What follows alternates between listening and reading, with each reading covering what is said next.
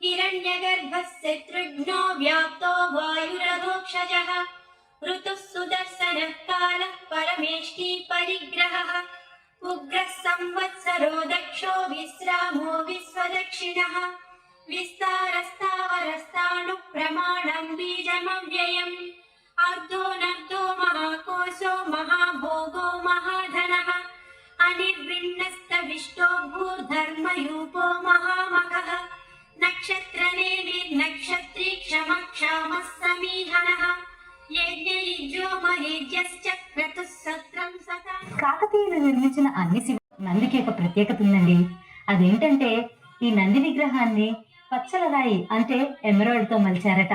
అంతేకాదు నందిపై ఉన్న ఈ ఆభరణాలను ఎంత చక్కగా మలిచారో మనం కూడా చూడొచ్చు. కాకతీయుల కాలంలో నిర్మింపచేసిన ఆలయాల్లో నందులు కుడివైపు చూస్తూ ఉండటం వారి శిల్ప శైలి. ఇది అదే శైలిలో మలచబడింది. ఉత్తరో గోపతిర్గోప్త జ్ఞానగమ్య పురాతన కపీంద్రో భూరి దక్షిణః సోమకో మృతపః సోమః పురజిత్ పురుషోత్తమః వినయో ముకుందోమిత విక్రమః అంభో నిధిరనంతాత్మా మహోదధిశయోక్తకః అజో మహార్హ స్వాభావ్యో జితామిత్ర ప్రమోదనః ఆనందో నందనో నందః సత్యధర్మా త్రివిక్రమః महर्षि कपिलाचार्य कृतज्ञो मेदिनीपतिः त्रिपदस्त्रिदशाध्यक्षो महाश्रु. ఇది బతుకమ్మ బావి. ఆవికి ఈ చిన్న కొలనుని బతుకమ్మ బావి అంటారు. జంట నగరాలలో ఎన్నో బతుకమ్మ బావులు ఉన్నాయి. కానీ ఈ బతుకమ్మ బావిలోని అధిక సంఖ్యలో బతుకమ్మల నిమజ్జనం జరుపుతారు. 700 సంవత్సరాల చరిత్ర గల లక్ష్మీనారాయణ ప్రాచీన మందిరం, కాకతీయులచే నిర్మితమైన శివాలయం, తెలంగాణలో ప్రాచుర్యం పొందిన బతుకమ్మ బావి అన్ని కలిసి ఈ ఆలయం తప్పనిసరిగా సందర్శించాల్సిన ఆలయాల జాబితాలో చోటు చేసుకుంది.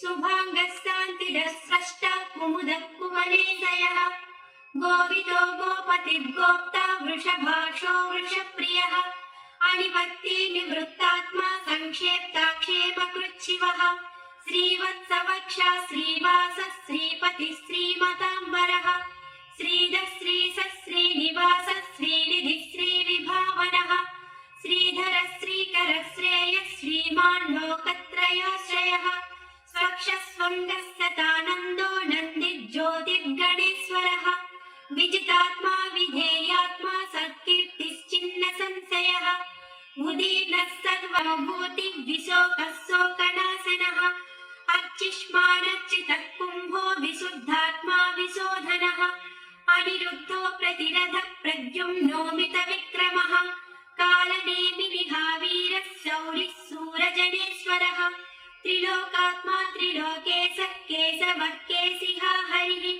कामदेवः कामपालः